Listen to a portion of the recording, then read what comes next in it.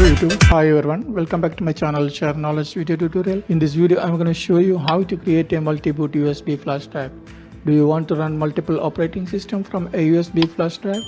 There are different ways to create a bootable Windows USB flash drive. Some of them allow you to make a multi-boot USB flash drive, but most of them indecipherable. It can make you waste a lot of time understanding what to do. Today in this video I want to talk about the method that I found the easiest way to creating a multi-boot USB flash drive and can allows you to avoid the problem described above. That is what we are going to do, so watch the video and subscribe channel. Okay, let's start. First of all, you need to download WinSetup from USB software and Windows, Linux, Ubuntu ISO file. You can download from click on the link given in the description box below. You need to download latest version of WinSetup from USB 1.9 exe from the official website. Click on the link given in the description box below. Once download complete, extract your WinSetup from USB zip file. Once extract complete, it will work without any installation. Now open WinSetup from USB 32-bit or 64-bit depending on your operating system. If your operating system 32-bit, you can choose WinSetup from USB 32-bit. Next, select the USB flash drive. You need to connect a flash drive which will be made multi-boot. You need a USB flash drive at least 16 GB. When you plug in USB flash drive, WinSetup from USB will automatically detect it and show in combo box. Make sure your USB flash drive listed in the drop-down menu and select the auto format option. Choose FAT32 if you need to boot in UEFI mode, else go with NTFS option. After this confirmation, to add the Windows ISO file for the multi-boot USB, select the Windows Vista, Windows 7, 8, 10 setup option and press the corresponding browse button.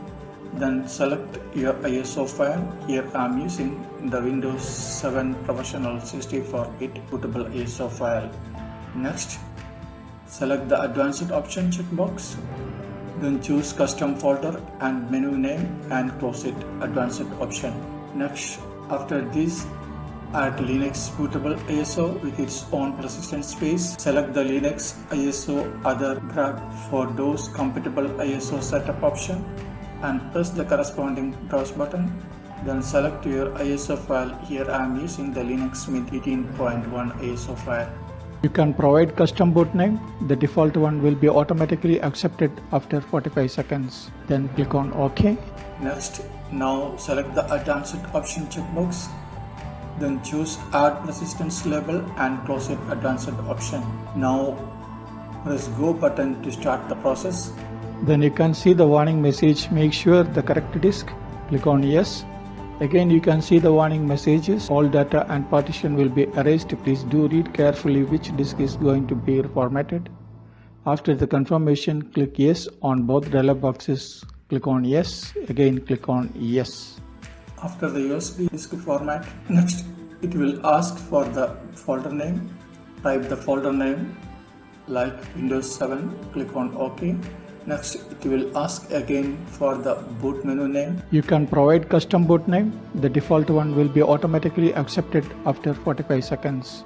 Type boot menu name like Windows 7 Professional 64-bit. Simply click on OK.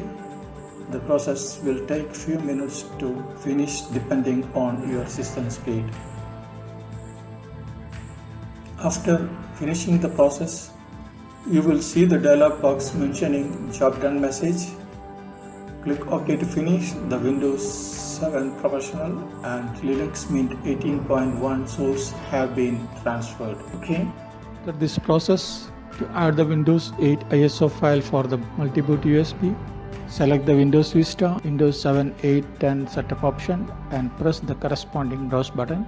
Then select your ISO file. Here I am using the Windows 8 Professional 64 bootable ISO file. Next, select the Advanced option checkbox. Then choose Custom folder and menu name and close it, Advanced option. Next, add Ubuntu Desktop ISO with its own persistent space. Select the Linux ISO other grab for those compatible ISO setup option and press the corresponding browse button. Then select the ISO file. Here I am using the Ubuntu 20.04.1 LTS desktop ISO file. You can provide custom boot name. The default one will be automatically accepted after 45 seconds. Then click on OK. Next, select the advanced option checkbox. Then select the add persistence label and close it advanced option. If you continue to adding process to preserve content of the USB disk, make sure the auto format option is disabled. After this confirmation, now press go button to start the process. Make sure the correct disk. Click on yes. It will ask for the folder name. Type the folder name like Win8. Click on OK. Next, it will ask again for the boot menu name. You can provide custom boot name. The default one will be automatically accepted after 45 seconds. Type boot menu name like Windows 8 Professional 64-bit. Simply click on OK. The process will take few minutes to finish depending on your system speed. After finishing the process, you will see that dialog box mentioning job done message. Click OK to finish. The Windows 8 Professional and Ubuntu desktop source have been transferred. Okay.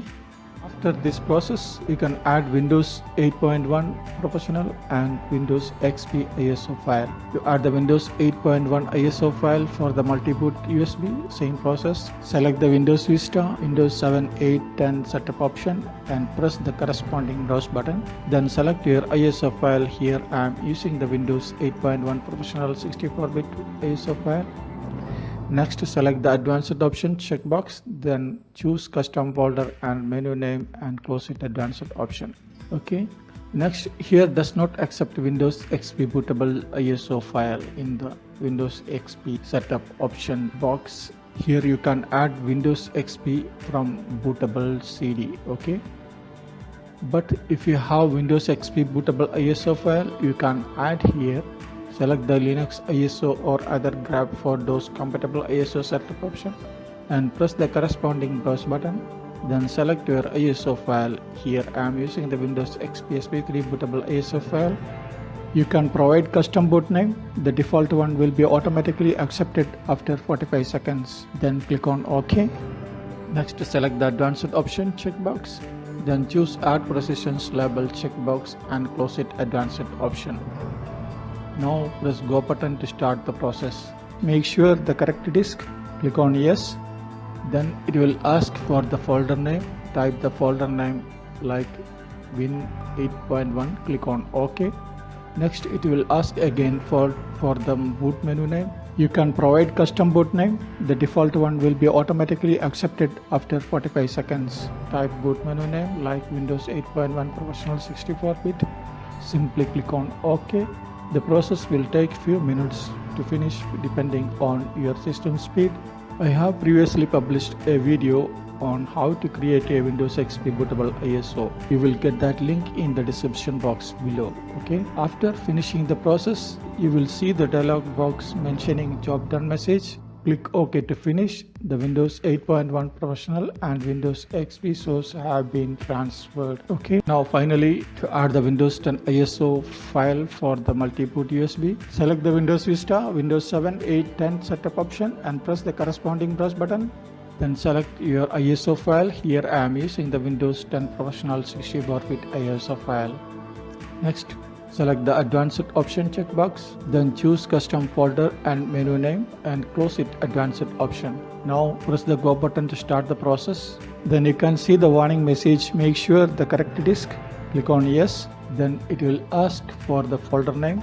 Type the folder name like Win10. Click on OK. Next, it will ask again for the boot menu name. You can provide custom boot name. The default one will be automatically accepted after 45 seconds.